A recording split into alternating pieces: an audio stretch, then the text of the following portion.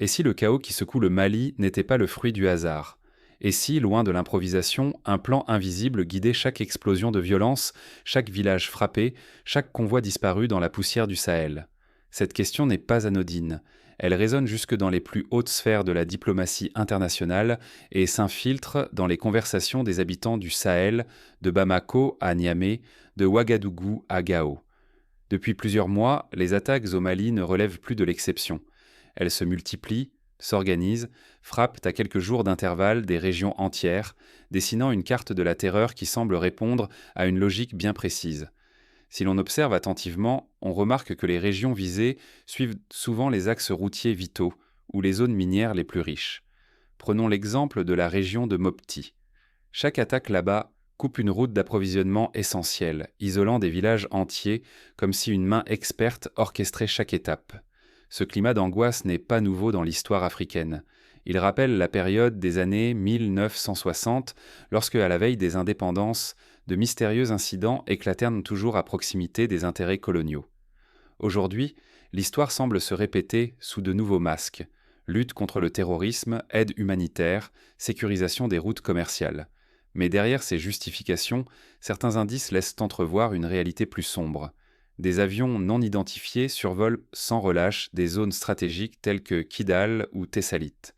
Des diplomates occidentaux multiplient les allers-retours entre Paris, Washington, Bamako et Niamey, parfois sur des vols spéciaux dont les plans de vol ne sont même pas publiés. Sur le terrain, d'anciennes milices locales, naguère armées de simples fusils artisanaux, découvrent soudainement des équipements modernes, radiocryptés, lance-grenades, pick-up blindés. Ces moyens dépassent de loin les ressources des groupes locaux. Un chef de village près de Sévaré confiait récemment « On ne comprend pas d'où viennent ces armes, ni pourquoi nos voisins se retrouvent subitement si puissants. » Cette succession d'événements interroge. L'instabilité au Sahel est-elle vraiment spontanée? Ou bien assistons-nous à une ingérence méthodique où chaque crise sert des intérêts étrangers parfaitement calculés? Cette question rappelle le schéma du Congo dans les années 1960, lorsque Patrice Lumumba faisait face à une déstabilisation orchestrée à la fois de l'intérieur et de l'extérieur pour le contrôle du cuivre et de l'uranium du Katanga. Ce qui se joue aujourd'hui au Sahel dépasse la simple théorie géopolitique. C'est la souveraineté de tout un peuple, la richesse de ses terres, la voix de l'Afrique qui sont en jeu. Laisser le brouillard du chaos s'installer, c'est risquer de voir l'histoire se répéter, au détriment de la dignité et du futur de la région. Pensez à la Libye post-2011, où l'intervention internationale, sous couvert de protection humanitaire, a ouvert la porte à une décennie d'instabilité et de pillage de ressources. Plongeons ensemble dans les coulisses du Sahel pour dévoiler le scénario réel derrière la crise.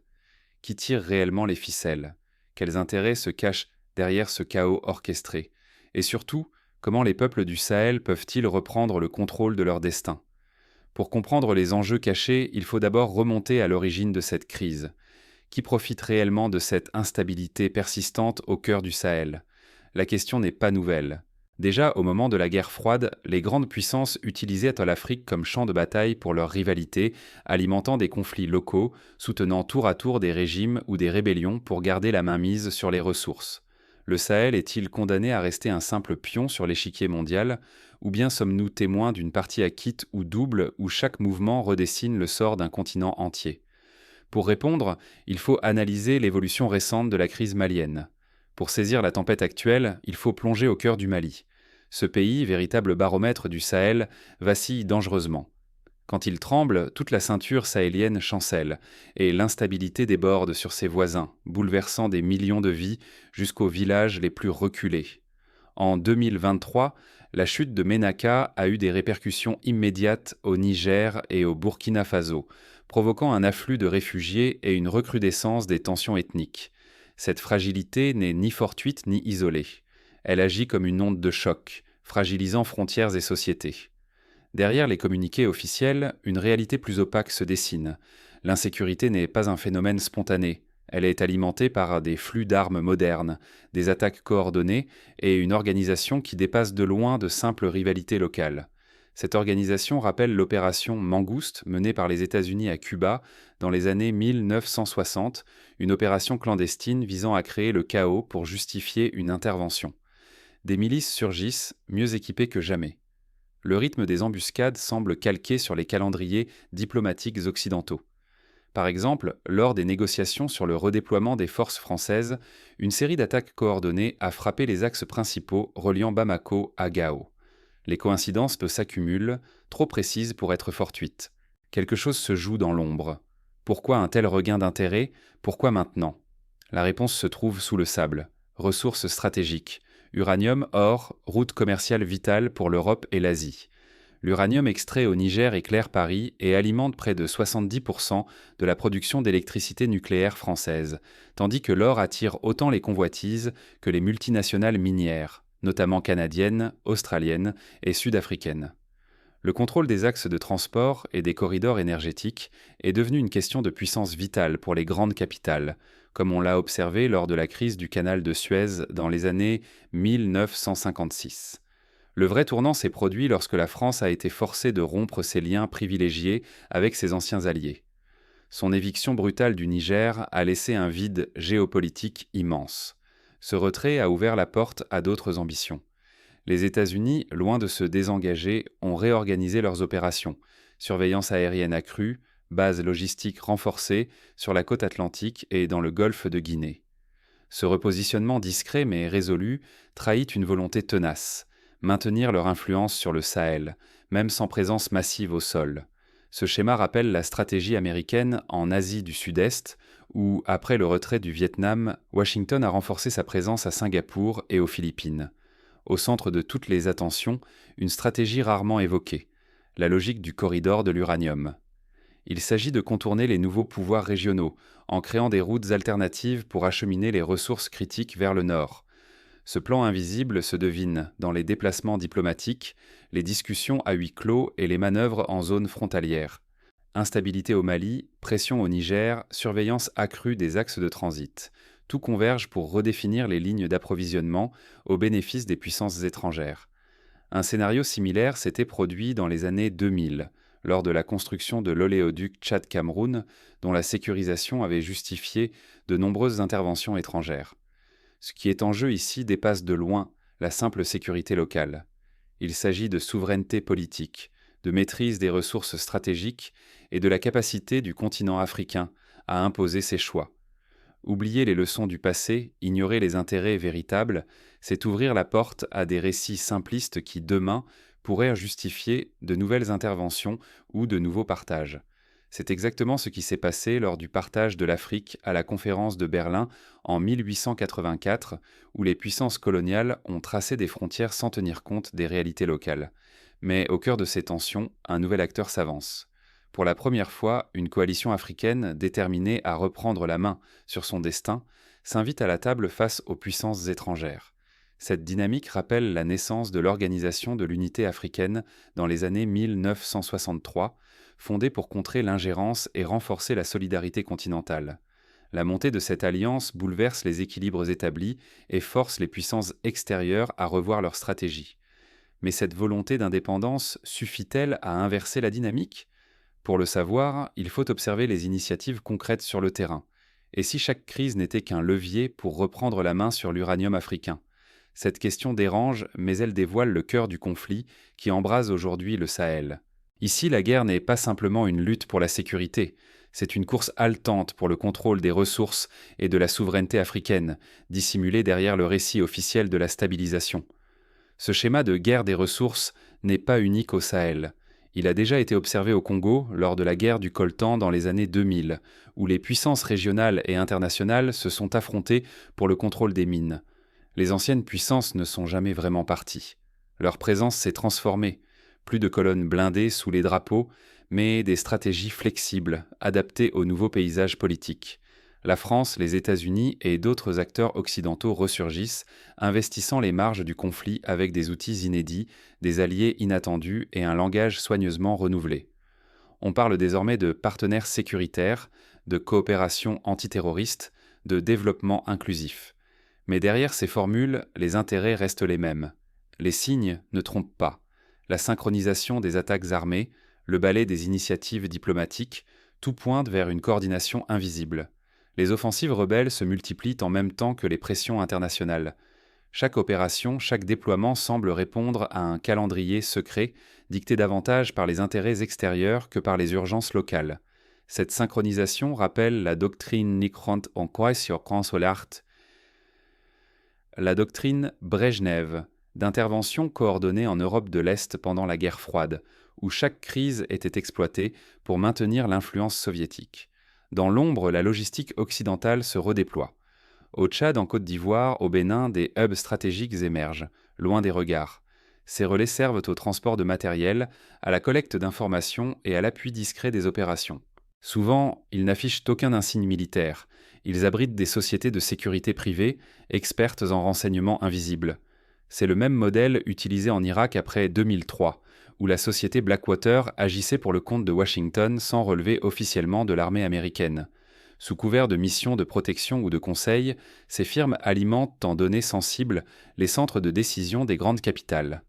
Analyse des déplacements de population, surveillance des corridors miniers, suivi des flux de marchandises, l'Afrique se cartographie en temps réel, au bénéfice d'intérêts qui s'étendent bien au-delà du Sahel. En 2020, une fuite de documents confidentiels a montré comment une société de sécurité européenne transmettait en temps réel les mouvements des populations maliennes à un centre d'analyse à Bruxelles. Sur le terrain de l'information, la bataille fait rage. Médias internationaux, think tanks et réseaux d'influence distillent des récits calibrés pour la scène mondiale. Ils imposent l'idée d'une Afrique incapable de se gouverner seule, justifiant ainsi de nouvelles interventions. Derrière le masque de la stabilisation, la propagande s'intensifie, façonne les opinions, prépare les esprits à tolérer l'ingérence comme une fatalité. Ce même modèle a été observé lors de la crise ivoirienne de 2010, où chaque camp cherchait la légitimité internationale à coups de campagne médiatique. Dans ce tumulte, les interventions se préparent dans l'ombre. Elles n'avancent plus à visage découvert, mais progressent masquées, légitimées par la menace terroriste ou la peur migratoire.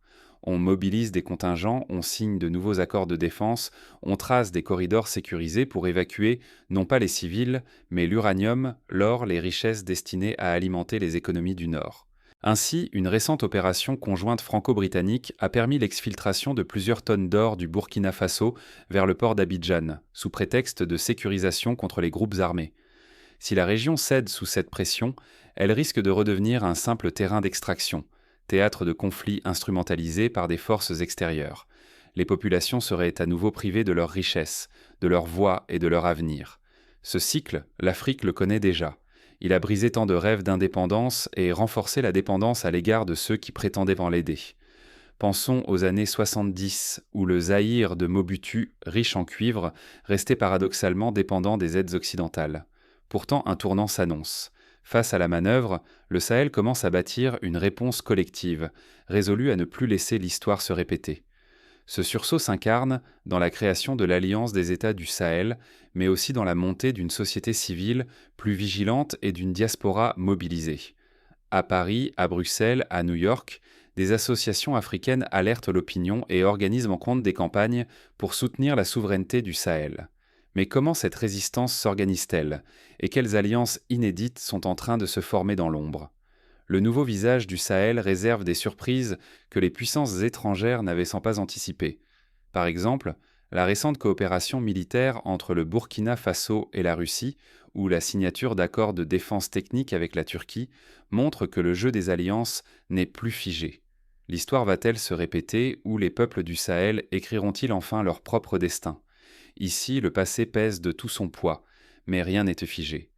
Ce moment marque un véritable point de bascule où chaque choix peut changer la trajectoire d'un continent. C'est le même souffle qui animait Nelson Mandela en Afrique du Sud lorsqu'il affirmait que l'histoire n'est jamais écrite d'avance. Pour la première fois, une alliance inédite s'affirme, l'Alliance des États du Sahel.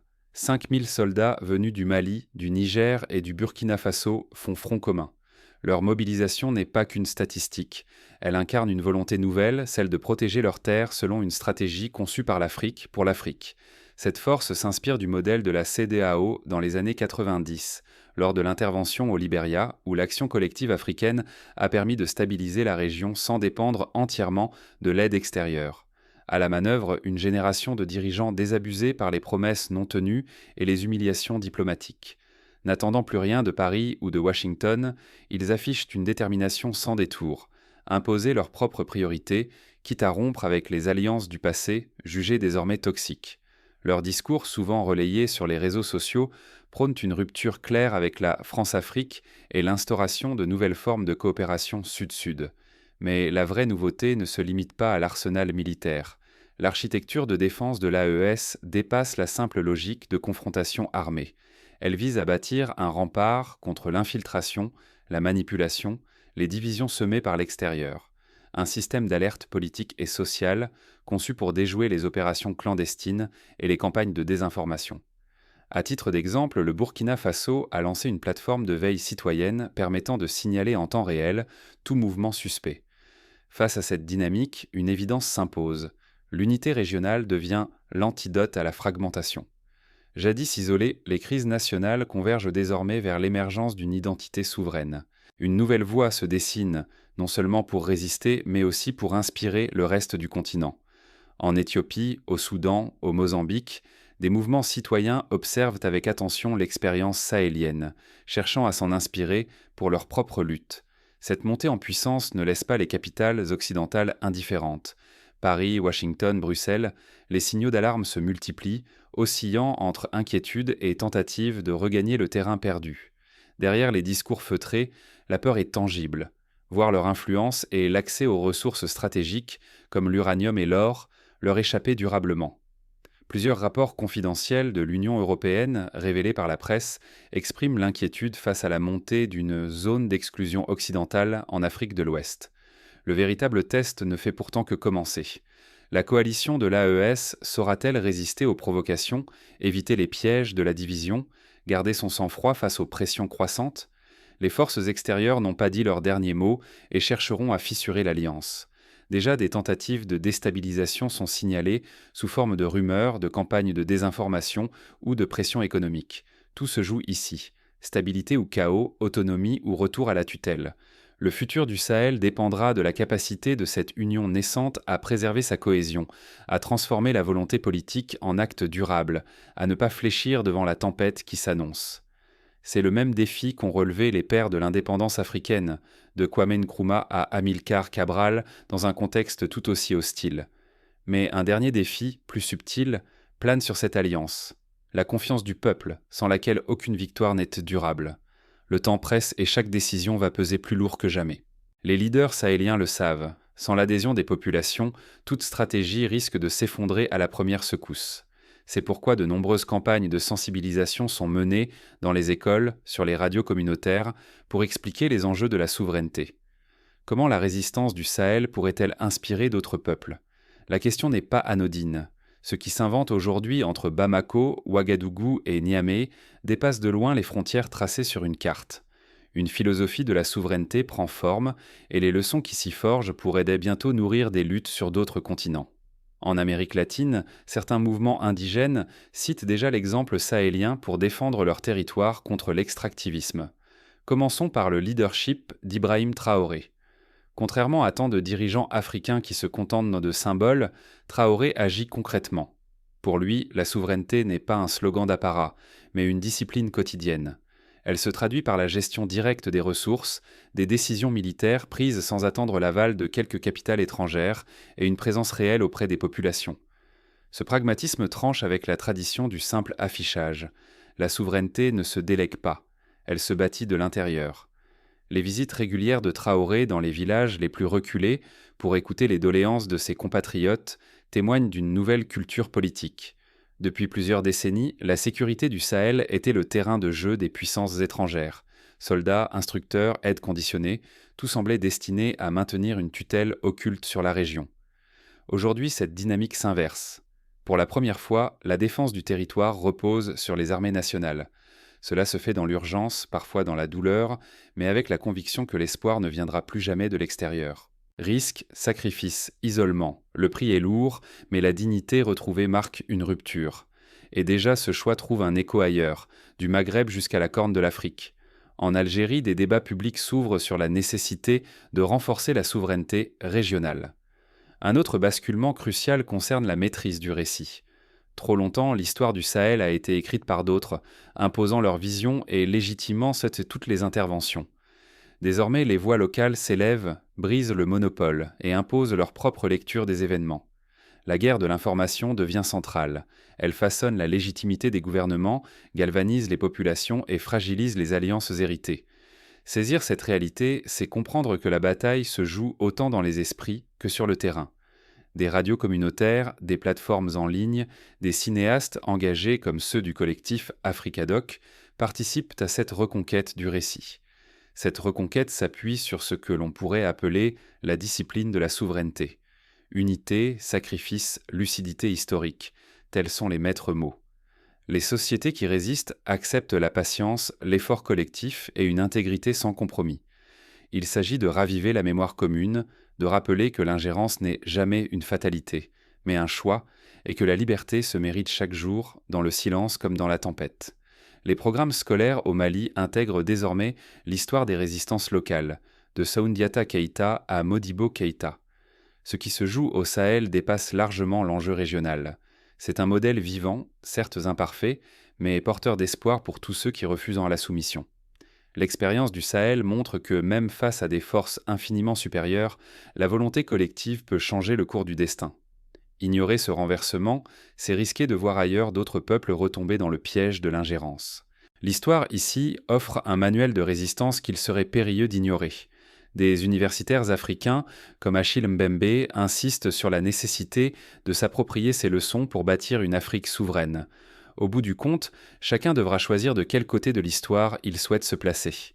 Devenir un simple spectateur ou s'engager, même modestement, dans la construction d'une souveraineté authentique. Mais la question demeure, jusqu'où ce modèle pourra-t-il s'étendre ? Et à quel prix la souveraineté s'obtient-elle face aux forces contraires ? Les défis ne manquent pas. Pression économique, menaces militaires, conflits internes, mais l'exemple du Sahel prouve qu'aucun destin n'est écrit à l'avance. Il appartient à chaque peuple, à chaque génération, de décider de la direction à prendre. Le Sahel écrit aujourd'hui une page décisive de son histoire. Serez-vous simple témoin ou choisirez-vous d'en devenir acteur ? La transformation ne viendra pas de l'extérieur. Elle commence par des gestes simples, un soutien citoyen, la diffusion de l'information, la défense de la vérité face à la propagande. Comme le disait Thomas Sankara, « oser inventer l'avenir ».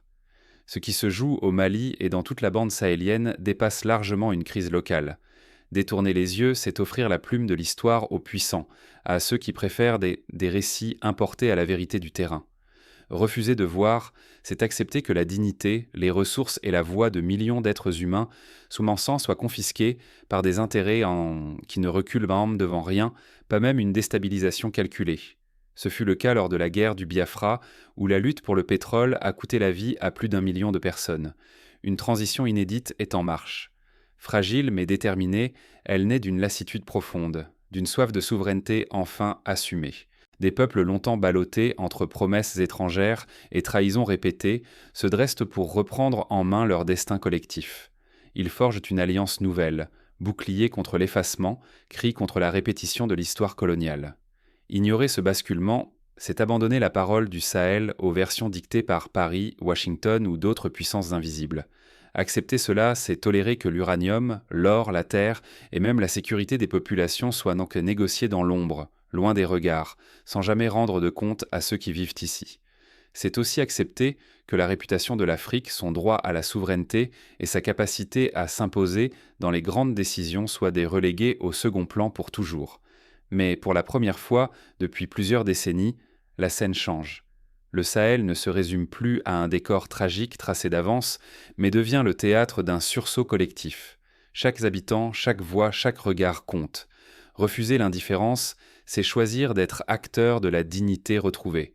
Cela implique d'écouter, de partager, de questionner les récits convenus, de soutenir ceux qui risquent tout pour défendre leur avenir. Cela peut se traduire par la participation à des collectifs citoyens, le partage d'informations vérifiées sur les réseaux sociaux, ou encore la création d'espaces de dialogue au sein des communautés. La question n'est plus de savoir si ce combat pour la souveraineté est juste. Elle est de savoir qui aura le courage d'y prendre part. Le monde observe. Écrirez-vous cette histoire avec eux ou la subirez-vous une fois encore ? Voici quelques pistes concrètes pour agir. Soutenir les médias indépendants locaux, encourager l'éducation à l'esprit critique, participer à des campagnes de solidarité internationale, interpeller les élus sur les politiques étrangères qui concernent l'Afrique, car la souveraineté n'est pas un luxe, mais une nécessité pour garantir la dignité et la justice pour tous. Le Sahel, aujourd'hui, n'attend plus d'être sauvé. Il s'invente, se relève, trace sa propre voie. Rejoindrez-vous ce mouvement ou resterez-vous à l'écart du récit qui s'écrit souvent